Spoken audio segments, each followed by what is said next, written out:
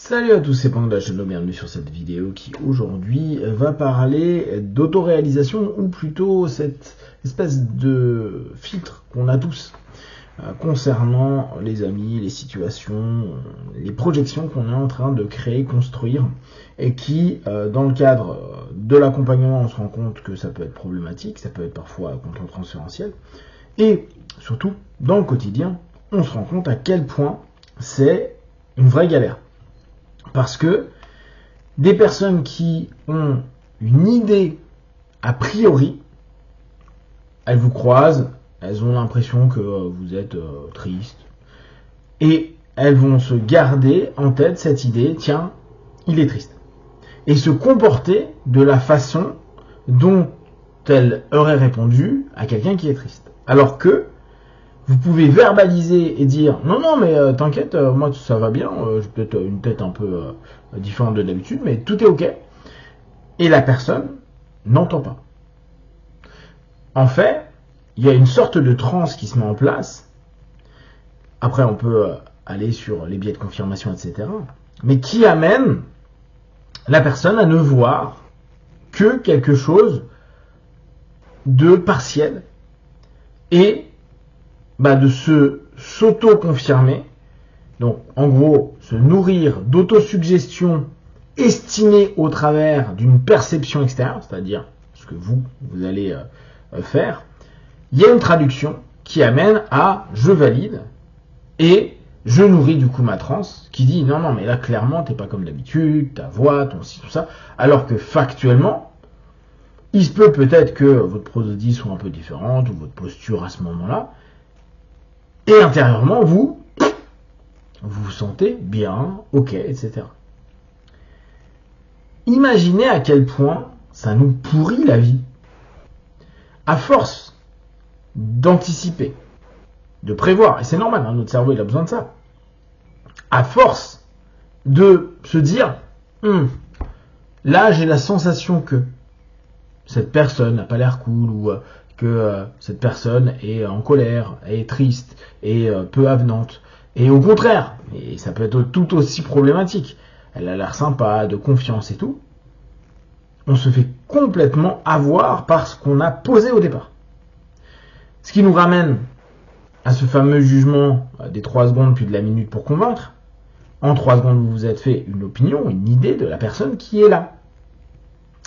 Pendant ces 3 secondes-là, il y a bien sûr les premières fois que vous les croisez, et après, il y a les points de référence que vous avez vis-à-vis de l'habitude et de l'échange que vous avez d'ordinaire avec cette personne-là.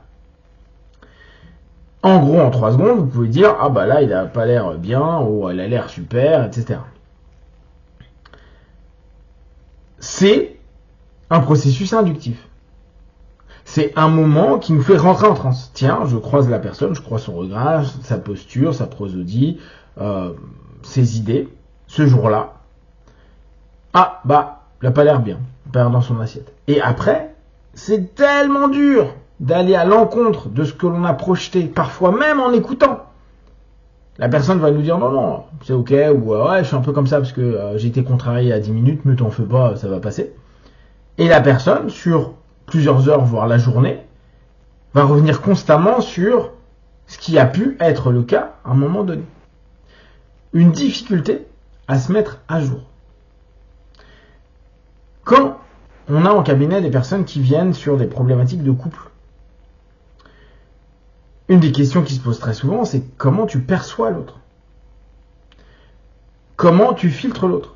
Dit autrement, comment ces 3 secondes à chaque fois que tu la croises, ou à chaque fois qu'il va y avoir pour toi un déclencheur, une expression faciale, un mot, un timbre de voix, une vitesse de réponse ou de non-réponse.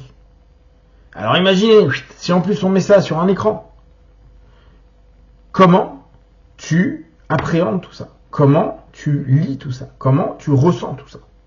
Comment tu vas filtrer l'ensemble du rapport que tu as avec l'autre?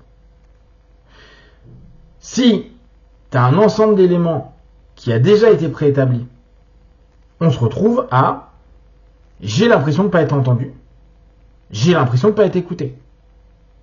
En somme, on respecte pas la personne que je suis, mais parce que la personne en face n'est pas capable de le voir. Il est rentré dans une transe où c'est foutu. Vous avez beau le répéter, moi je me suis amusé à faire le test avec des personnes qui avaient déduit que j'avais tel état psycho-émotionnel. Bon, moi c'est assez facile, hein, j'ai toujours l'air vénère. Alors qu'il y a plein de fois, je le suis pas. J'ai juste pas envie de parler à ce moment-là, mais il n'y a rien de vénère. J'ai juste pas le sourire. En même temps, pas une gueule à sourire. Mais il n'y a rien derrière. Et quand t'entends la personne qui dit « Ah ouais, non, mais t'as pas l'air bien, hein, t'as l'air un peu énervé. Ah, oh là, il y a quelque chose qui t'a énervé. » Oh automatiquement, c'est une invitation au jeu, hein, pour ceux qui ont fait un peu d'analyse transactionnelle ou qui aiment bien ce principe-là. C'est un peu, vas-y, retourne, viens répondre, viens correspondre, viens confirmer le biais à nouveau, que ce que je pense, que ce que je perçois, que ce que je ressens, c'est juste. Et pas simplement un délire que je suis en train de me faire. Donc en gros, et là on revient sur les rapports qu'on peut voir en cabinet, des personnes qui vont pousser l'autre à rentrer dans l'idée initiale qu'ils avaient. Donc j'ai eu un trigger, qui a été une mauvaise traduction à un moment donné, mais qui a été mon processus inductif, je suis rentré dans ma transe, et à ce moment-là, je suis dans un état qui amène à être complètement enfermé dans ce que je vais penser, dans ce que je vais vivre, dans ce que je vais faire vivre à la personne en face de moi. Et je ne vais plus être capable, à aucun moment, d'entendre, de percevoir, d'être dans de la communication, d'être apte à recevoir l'ensemble des messages que l'autre va me dire. Non, c'est pas vrai, non, c'est pas le cas, non, ceci ou cela. Et c'est réellement quelque chose qui pourrit les relations, mais qui pourrit aussi l'état psycho-émotionnel qu'elle a elle-même, parce que elle va commencer à ne voir le monde qu'au travers d'une série de récits et d'autosuggestions qui va se donner, de déclencheurs divers, et se dire le monde est contre moi, les gens sont contre moi, ou ça se passe pas comme je veux, ou j'ai pas ceci ou cela dans ma vie. En gros, que des éléments qui amènent à quelque chose d'assez destructif, parce que incapacité de se dire je vais interrompre ce pattern qui vient de revenir, et surtout, est-ce qu'il y a une réponse qui est quasi normale, c'est je fais confiance à ce qui va être dit. Oui, mais il peut me mentir, oui, mais il me cache quelque chose. Oui, c'est possible, mais là, à cet instant précis, l'élément le plus important, c'est de se dire, ok, là, l'information qu'il me donne, c'est ça. Ce que je ressens, ce que je pressens, il est peut-être vrai, il est peut-être biaisé. Pour l'instant, j'en sais rien. Sa réponse, c'est ça. Peut-être ultérieurement, je vais avoir une confirmation, une affirmation ou quelque chose qui va aller dans un sens. Mais à ce moment-là, c'est là où je pourrais me dire, c'est ok, c'est pas ok, j'avais raison, j'avais tort.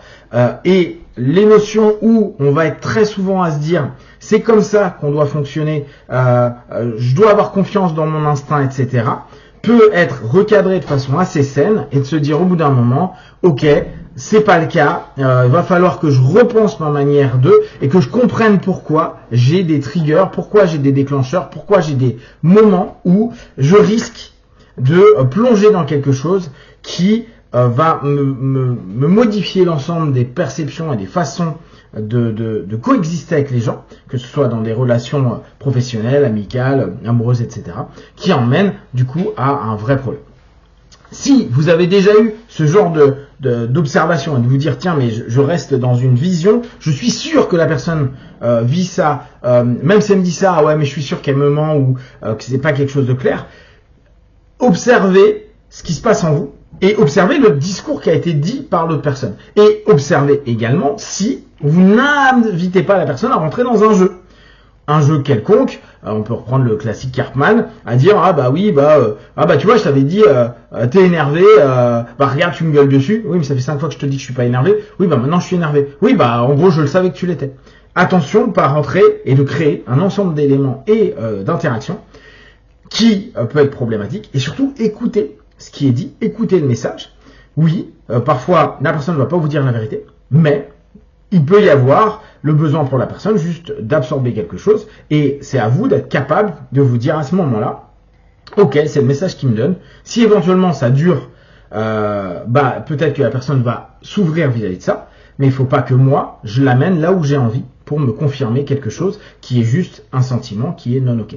Si vous avez des questions, des remarques, n'hésitez pas à partager sur Facebook, YouTube, et comme d'habitude, tout ce que je propose, ne prenez que ce qui est bon juste pour vous, testez, observez, analysez, et concluez B1. Ciao.